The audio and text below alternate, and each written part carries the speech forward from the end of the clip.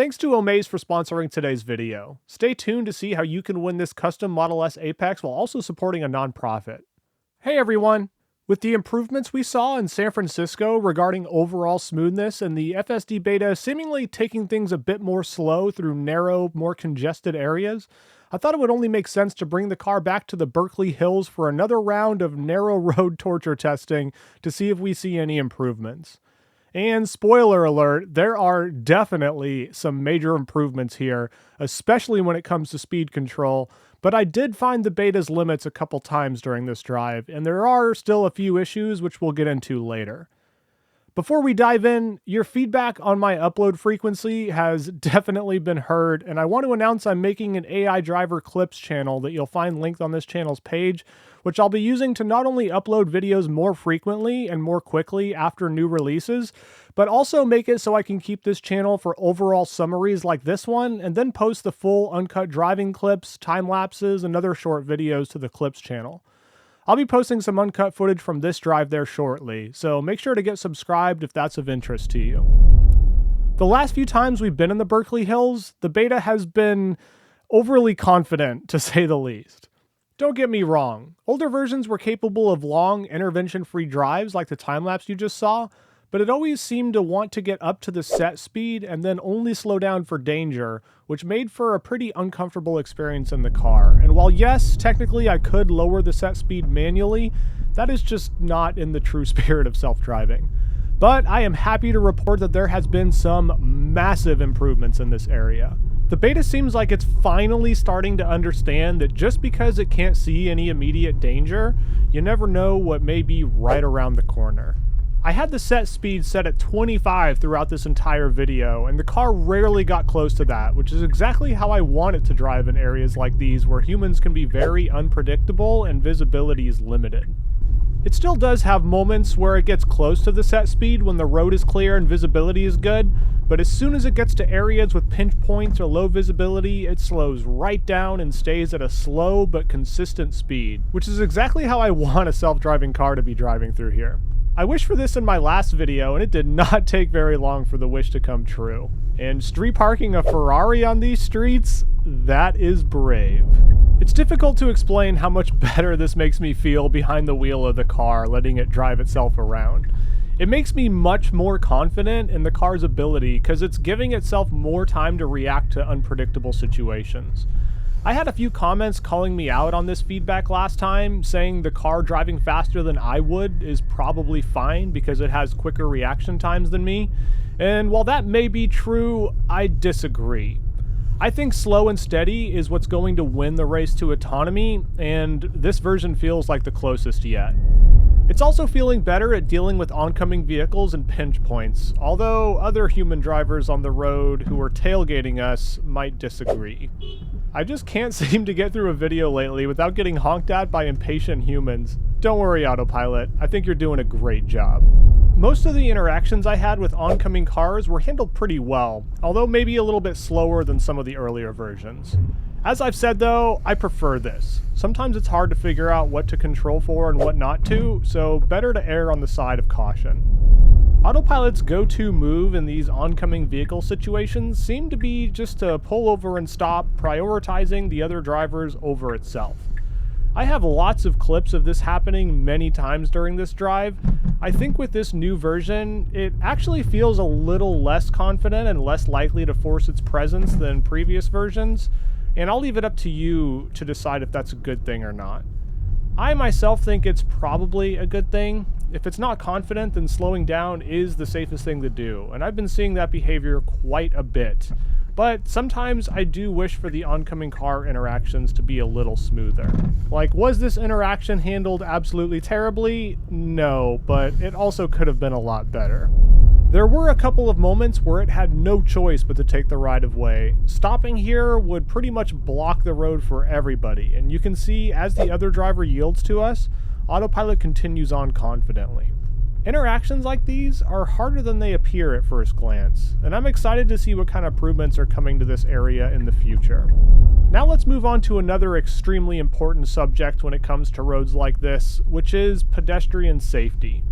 Just like we saw in San Francisco, this version prioritizes vulnerable road users to the absolute max and always biases towards safety, even if that does mean occasionally doing some awkward things to accomplish it. Doggo approves. You can see the beta trying to stay as far away from pedestrians as it possibly can, usually at the expense of some time, as in slowing down to basically a full and complete stop until the situation becomes safer, which is a pretty common theme we've been seeing in this version, and something I wish human drivers would do more often. Taking an extra second or two to potentially preserve human life is never something I'll be upset about, but the same can't be said for all humans on the road, and oftentimes where my attention should have been ahead, I was constantly looking in my rearview mirror to make sure the driver behind me wasn't doing anything crazy. Pedestrian interactions on narrow streets is still an area where the beta needs some improvements in smoothness. There were times where it just slammed on the brakes as it was trying to figure out what to do, which was pretty uncomfortable. I tried to always send snapshots in the worst case examples, so hopefully that data is used to train the system to be a little bit more smooth in the future. Even with its flaws though, it's behaving a lot safer than many humans in this area, and its ability to spot danger has never been better, which also means it's never been driving slower. And speaking of driving slowly and pissing off humans, there is one area where the beta is still struggling pretty hard, and that is slowing down or coming to complete stops for no apparent reason, where multiple roads meet and in other seemingly random places. You can see it slow down quite dramatically here when it wasn't really necessary. I suppose that one could have been caused because the car couldn't see over the crest, but what about this one where the car stops too early while approaching a road and then has to awkwardly creep all the way forward to get us through it? I'm on the annoyed human driver side on this one. Areas like this could definitely use a little bit of love from the autopilot team. I did have a few unfortunate disengagements during this drive. In this example, halfway through the turn, autopilot told me to take over immediately and then disengaged all by itself. I think it was probably due to the direct sunlight, but I much prefer a slow creep or really anything else rather than handing control back to the driver suddenly. On this next one, you can see we have a very sharp left-hand turn to make, and originally autopilot plans a pretty good path around it, but I think it thinks we're too close to the curb or something, and wants to swing out further, which unfortunately makes it unable to complete the turn, and it gets stuck facing the curb here. And since autopilot is not currently capable of backing up, this was a disengagement. I really can't wait until autopilot can back up and do things like this on its own. I think it'll be a real game changer. But sadly, not yet a reality. There was another disengagement shortly after this one at this intersection up here, where again, we are directly facing the sun and the conditions are pretty rough, and you can start to see it visualize some ghost objects in front of the car.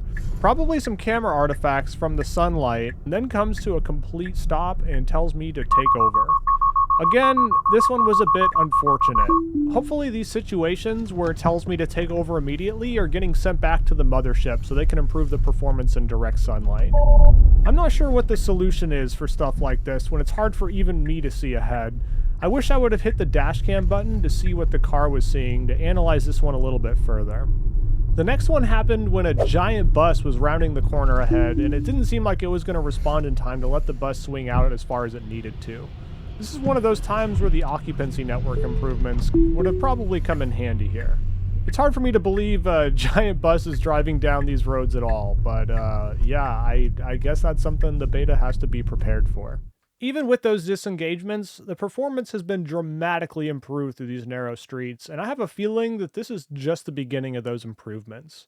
These roads are some of the most challenging in the Bay. That's the entire reason I bring the car here, to really push the limits and see what it's made of. There's no other company out there allowing testing on streets like this. They're all too busy sharpening their HD maps and making their cars drive like an NPC out of Grand Theft Auto. And when you really start to realize that, you understand how incredible this all really is. The last few software updates have been incredible. There's been massive improvements in the car's ability to reason and drive slower. But for some reason, if you don't fancy driving slower, and in fact want the complete opposite of that, then it may be time to consider the world's fastest accelerating production car ever made, the Model S Plaid. But what you're seeing here isn't any old Plaid. This is the S Apex, which has been completely transformed by the team over at Unplugged Performance. I'm excited to be working with Omaze to offer you the chance to win this vehicle, taxes included, by using my special link in the description. And even if you don't win, you'll be supporting a great cause, which is the Petersen Automotive Museum. They're a nonprofit that explores and presents the history of the automobile and its impact on global life and culture, and is a progressive center for automotive research and collecting, including reaching underserved communities. Your donation will help the museum extend its educational programs both on-site and online, as well as aid the museum in developing new exhibitions, community events, and fundraising programs like Yellow Brick, which is a free program for teens and young adults interested in attending trade school. Last year, Omaze gave over $27 million to charity and supported 131 different nonprofits with a goal of raising over $1 billion in a single year. So, if you'd like a chance to win this beautiful vehicle, click the link in the description and enter now. The experience closes on January 27th, and you're not going to want to miss this. Thanks again to Omaze for sponsoring this video, and thank you for watching. Until next time, everyone, bye.